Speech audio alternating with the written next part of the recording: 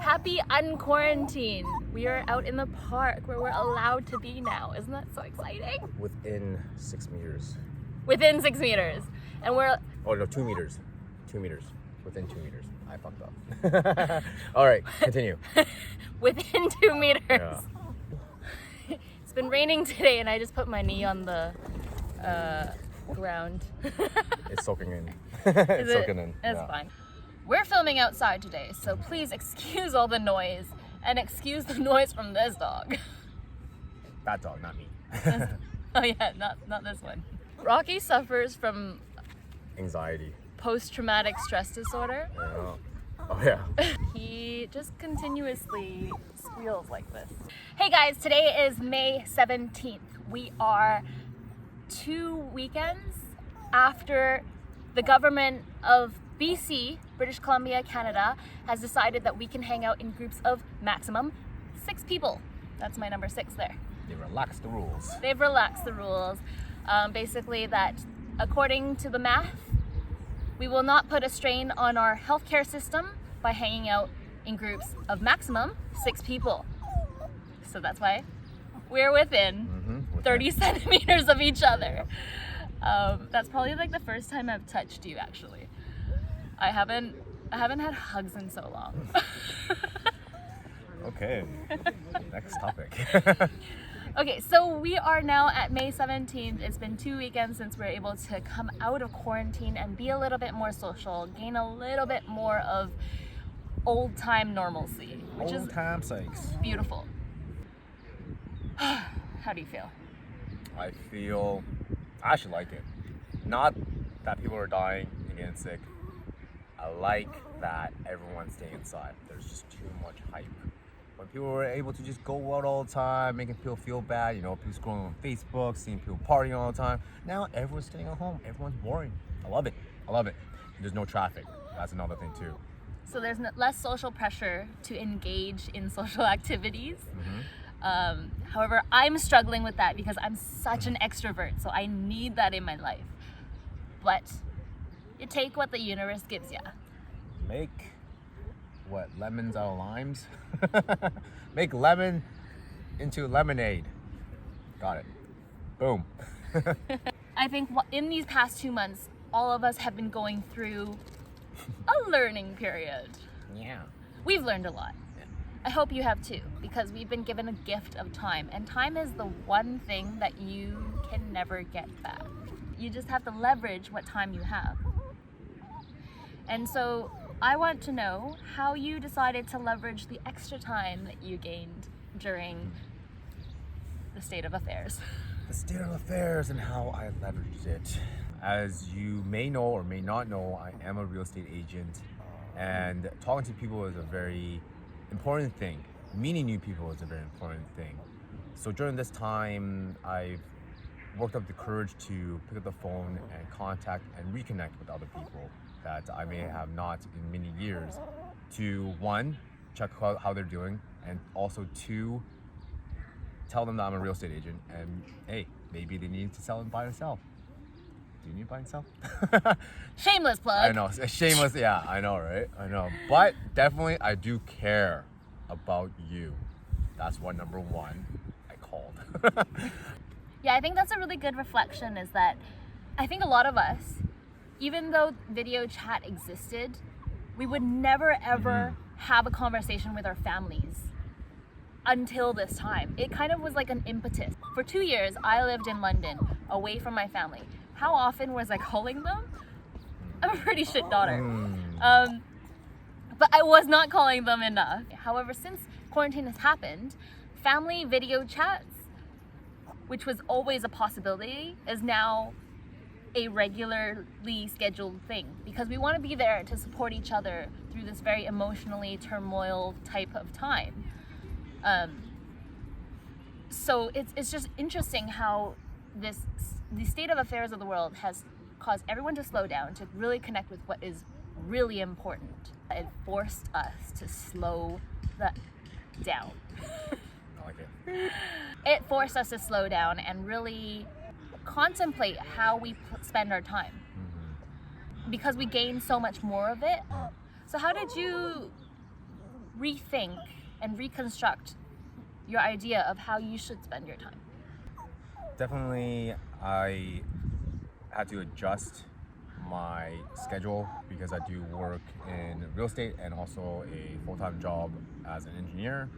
But then I also managed to have more time because I leveraged it with technology to allow myself to learn more, to better myself, my mindset. Just this right now, communication.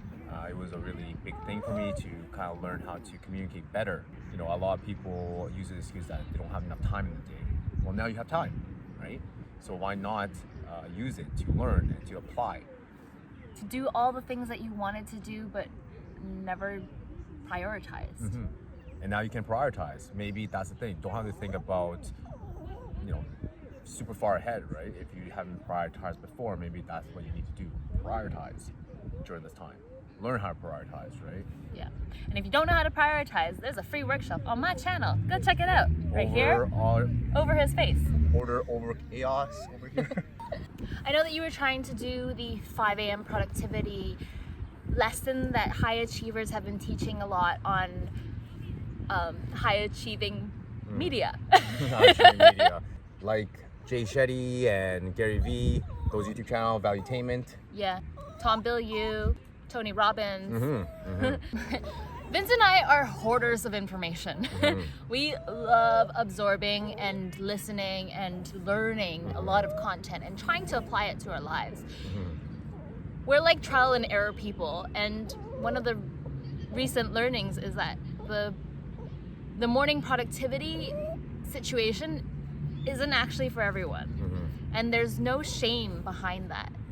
I think that was the key learning for you. I think so, to not be so hard on yourself. Yeah, that's right.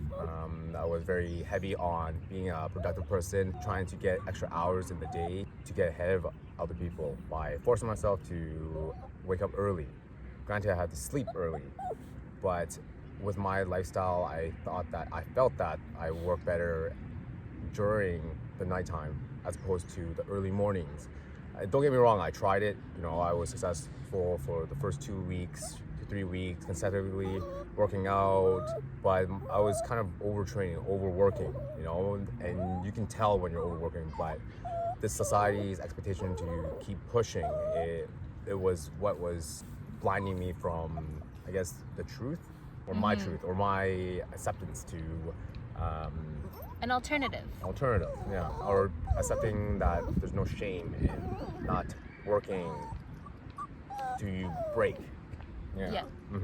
I feel like there was less pressure for less societal pressure, which allows us to really design the way we live. The outline of how to live was no more. It became something that was you had to create if you're leading your own project and creating your own lifestyle. So right now I'm watching The Last Dance. I think everyone is, with Michael Jordan. And as you may know, Michael Jordan is a very competitive guy. He puts in those hours, right? Yeah, granted, you have to put in those hours to be as successful as him, you know, a legend. But I think a lot of us who are average people, you know, we're all average right now, and we want to achieve to higher levels. We have to build it a block at a time. So don't feel shame if you take that extra hour to, you know, meditate, to work on yourself, on your health, right? Spend time with your family more, or your dog, apparently. Before we were so much caught up in the rat race and so focused on trying to beat the competition out of the water. However, when the world stopped, it allowed everyone to play at the same level. Yeah. It evened out the playing field, which was the magical thing about this quarantine thing. You know, when last week quarantine opened up a little bit and we were allowed to spend time with people in groups of up to 6 people, my first thought was just like, shit, did I spend my time well enough in quarantine? Did I get that extra edge from the extra time of quiet and slow down and self-reflection? Did I use it to my greatest benefit? I had this thought and just was like, maybe not, fuck. And so now in this second phase, it's just a reflection to think of how you want to continue forward and really take advantage of this time, because quarantine isn't actually over. The world hasn't reset to a new phase. It's still a discovery. It's still in discovery. Yeah, adjustment. Definitely. Us right now as society, because of that over demand of the overtime, working hard, there is a lot of anxiety, or you have to be this at this age and accomplish A, B, and C. And that creates a lot of anxiety because you always think about what you don't have as opposed to what you do have right now, right? And that goes along with gratitude.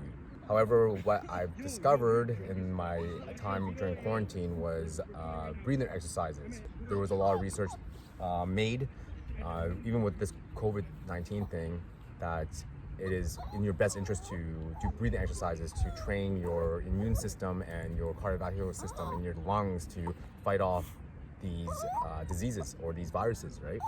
Wim Hof, search his ass up, son.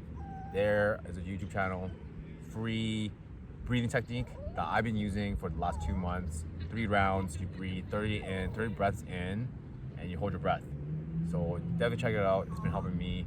I remember you sharing with me a little bit about why this is actually beneficial to you on a physiological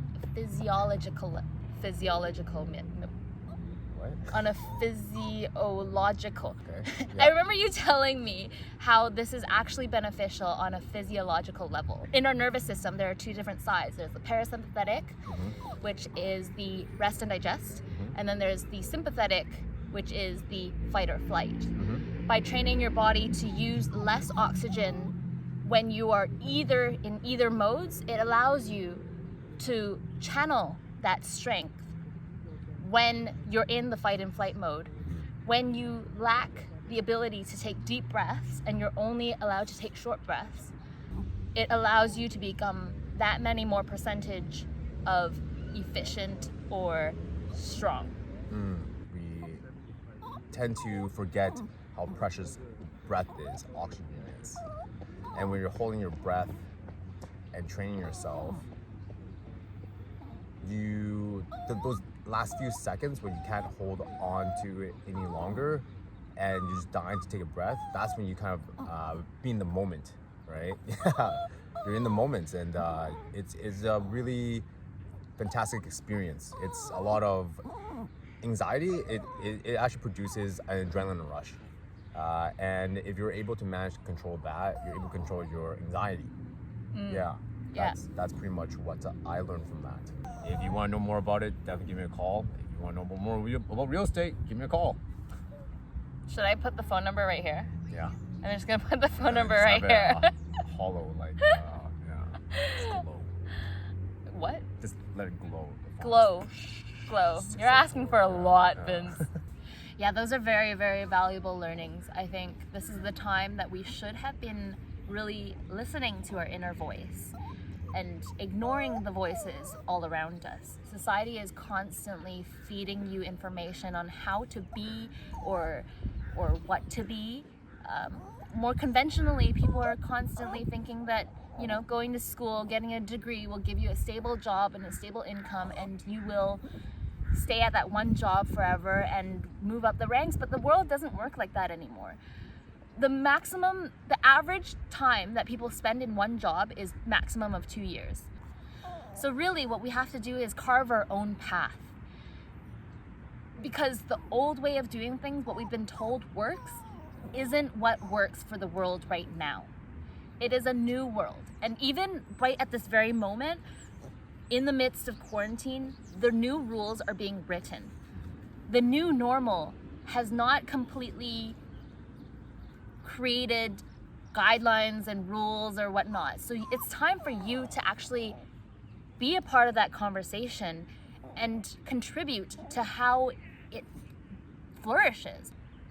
Even within your own family, within your own circle of friends, your community, you have a chance to change how we structure ourselves, how we connect, how we respond to lemons that life throws at us.